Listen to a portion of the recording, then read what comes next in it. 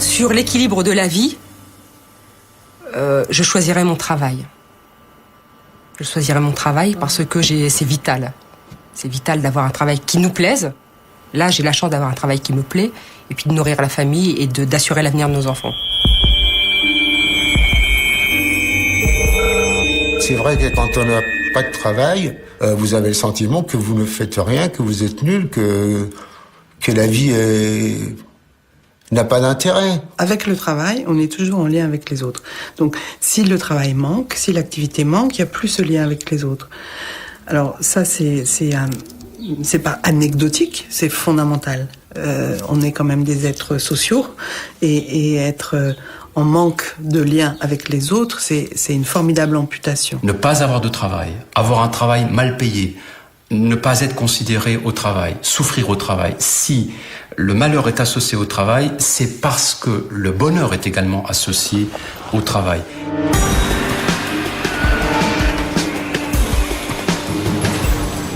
Une enquête récente montre que le travail arrive en deuxième position après la santé comme condition du bonheur, largement devant la famille, l'argent et l'amour. Cette attente des Français semble paradoxale quand on constate l'augmentation considérable de la souffrance au travail dans les 10 dernières années.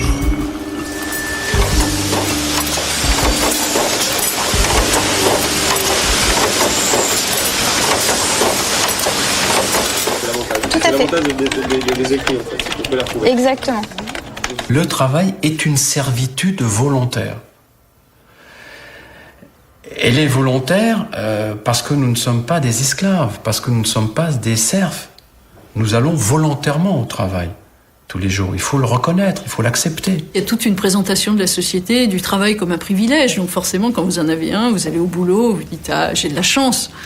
Donc ça a tout un côté un petit peu absurde, parce qu'il faut forcément vendre la chose pour la rendre attrayante. L'origine du mot travail, le tripalium, c'est justement un instrument de torture. Donc on voit bien que dès le début, cette notion de travail est une notion terriblement mêlée de souffrance, terriblement mêlée de quelque chose de dur. Hein. C'est en même temps la souffrance, le plaisir, c'est un amalgame de tout ça, c'est un amalgame de colère aussi, par rapport à tous ceux qui ne savent pas ce que c'est que le travail. Josie ? Quoi ? Je pourrais te payer un peu plus tard, là, parce qu'en ce moment, je suis un peu en train de bronzer. Josie ? C'est comment travailler ? Parce que je connais le mot, mais j'ai un copain qui fait ça, mais je sais pas comment... Je sais pas. Tu es libre d'aller travailler tous les matins. Mais tu peux aller travailler où tu veux tous les matins. Mais tu vas travailler tous les matins. Qu'est-ce qu'on attend ? Bah l'heure. Vous direz vraiment pas que tu travailles ici depuis 7 ans ? Ah. C'est moi. On est là, allons-y. Allô ? Bon, on ne se chamaille pas pour le téléphone. Oui. C'est tous les jours la même chose. Alors vous faites le téléphone, vous mangez les dossiers. Allez. Vous la dactylo là. Dactylé.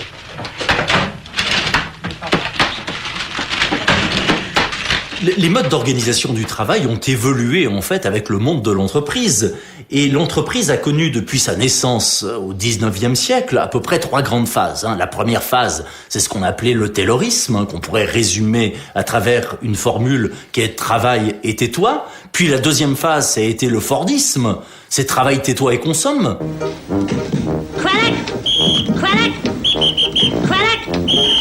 Keener, have you seen Craddock? Not me, maybe Crenshaw. Crenshaw, have you seen Craddock? Maybe Keener. Keener, are you sure you haven't seen Craddock? I'm sure, maybe Crenshaw. Oh, look! If neither you two guys see Craddock... Derrière le Taylorisme et derrière le Fordisme, c'était pas non plus simplement des recettes sur la meilleure façon de produire. C'était une véritable idéologie. Taylor, lorsqu'il est encore adolescent, il se rend compte que lorsqu'il dort sur le ventre, il rêve. Et pour lui, rêver, c'est inacceptable, puisque ça veut dire que l'irrationnel fait surface. Donc il s'est bricolé une sorte de harnais avec des coins en bois, avec du cuir, pour s'empêcher de retourner. C'est-à-dire que le modèle du taylorisme, c'est quoi? C'est de chasser la part d'humain dans l'homme. Et Taylor le résumait très bien. Il disait que son objectif, c'était la théorie de l'homme bœuf. C'est-à-dire de l'homme bestial qui réduit un certain nombre de mouvements tout bêtes. Quand vous êtes sur les chaînes de montage où il faut que vous vissiez le corps de la cafetière, par exemple, que vous vissiez la plaque chauffante sous la cafetière et que vous avez cette saloperie de hantise du numéro qui arrive et quelquefois les vis qui sont mauvaises et vous n'arrivez pas à enfoncer les vis et vous travaillez des mois et des mois comme ça et un jour vous vous retrouvez avec un canal carpien, vous vous retrouvez avec une tendinite et vous vous dites mais pourquoi je reste? Mais pourquoi je reste?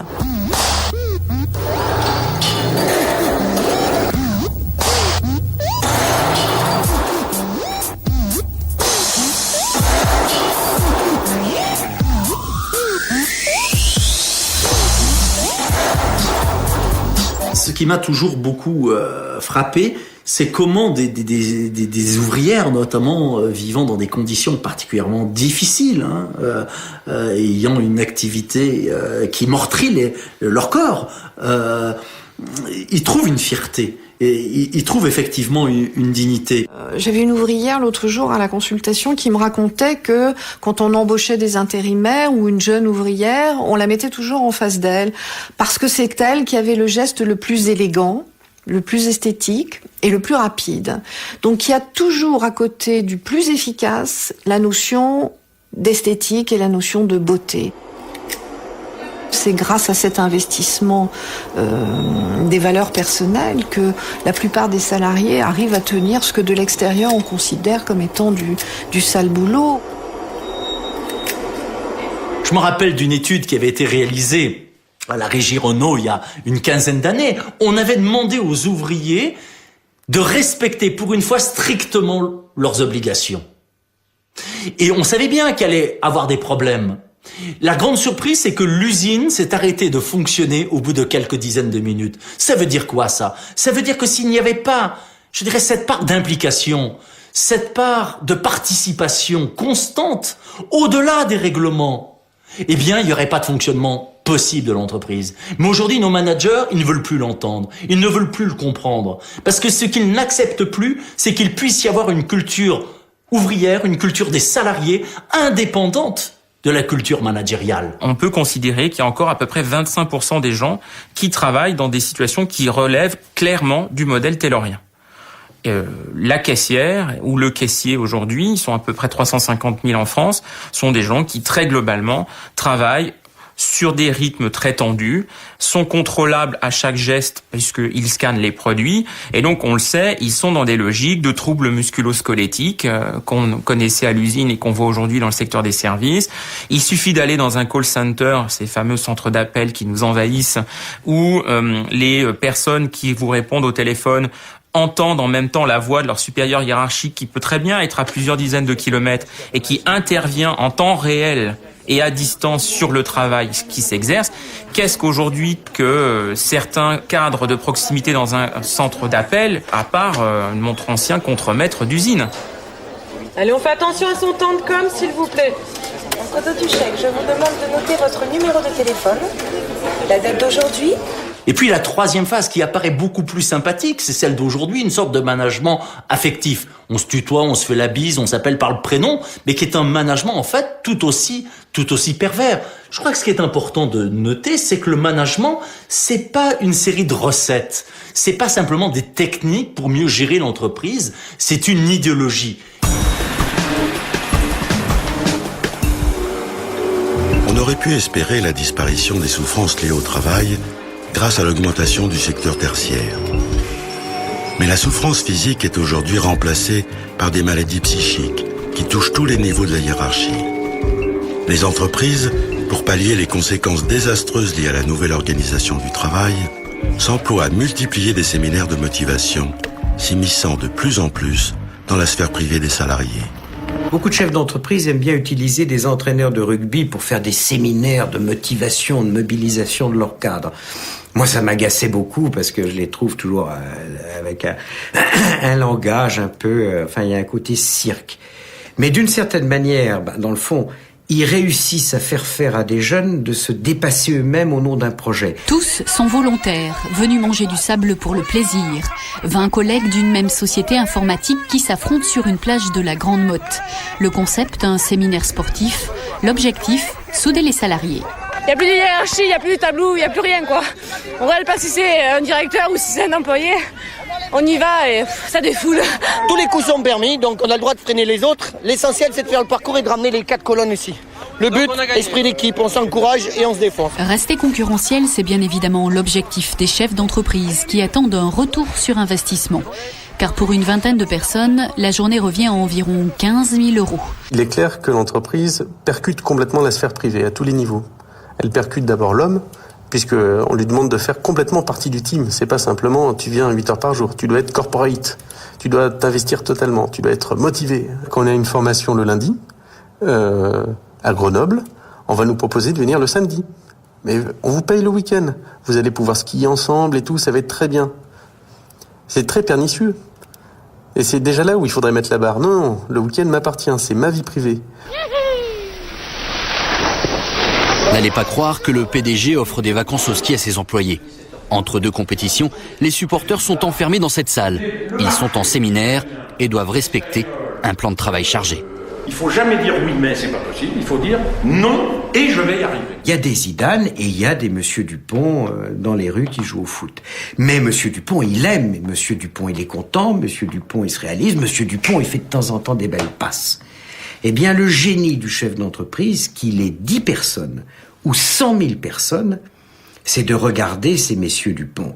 Et s'il a 100 000 Dupont, d'avoir des Dupont qui prennent leurs pieds.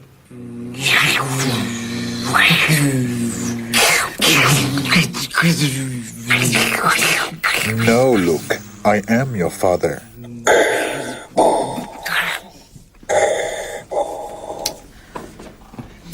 Ce que l'on va faire à travers du management, c'est dire bien sûr de quelle façon il faut travailler, mais dire surtout qu'est-ce que ça signifie que travailler et quel devrait être, j'allais dire, le comportement idéal du salarié dans l'entreprise. Si vous partez à 7h30, alors que tout le monde part après 8h moins quart, immédiatement ça va ragoter sur vous, va avoir une sorte de petite ambiance.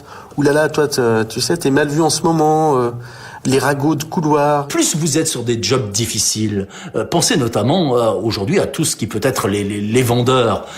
Plus on va organiser pour vous des sortes de grands meetings, des sortes de grandes soirées, sortes de grandes messes pour essayer de vous doper, pour essayer effectivement de vous donner les moyens de continuer. Parce qu'on sait qu'autrement, je dirais sans ce dopage psychologique, c'est pas possible. Pour se préserver du côté accaparant et stressant et pressant de notre activité professionnelle, il faut, dans mon esprit, il faut essayer de de garder des frontières. Et on peut pas dire qu'on a toujours le choix. Il y a des périodes où effectivement il y a vraiment un forcing et où il faut y aller et il faut être capable de supporter cette pression-là. L'introduction la plus claire dans la sphère privée de l'entreprise, c'est tout d'abord l'ordinateur. Le fait que quand on arrive dans la grande entreprise, presque le jour de votre arrivée, on vous offre le portable. On vous donne, c'est un cadeau, c'est un bijou. On vous offre aussi la connexion Internet si vous l'avez pas. Il y a des choses beaucoup plus perverses. C'est ce qu'on appelle aujourd'hui le développement des success stories. Les success stories, c'est quoi ? C'est toutes sortes de solutions qui permettent une sorte de marquage du salarié. Alors ce marquage, il peut être quasiment corporel. Par exemple, si aujourd'hui vous êtes salarié chez Nike, il est très bien vu de se faire tatouer le logo de la marque sur la cheville.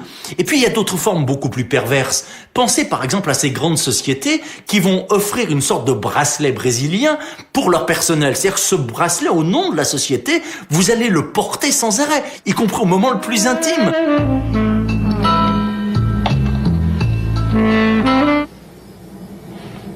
ยอดส่งออกไปญี่ปุ่นเป็นยังไงบ้าง เดือนมีนาคมอยู่ที่ 5.6% ครับ โรงงานที่ชลบุรีสร้างเสร็จหรือยัง ช่วงนี้งานเยอะนะครับ ระบบไฟคงต้องรออีก1 เดือน ไฟมาน้ำถึงมาได้ครับ เข้าใจแล้วก็เห็นใจมาก Ce qui est assez troublant, c'est que finalement l'être est récupéré en tant que tel, il est transpercé.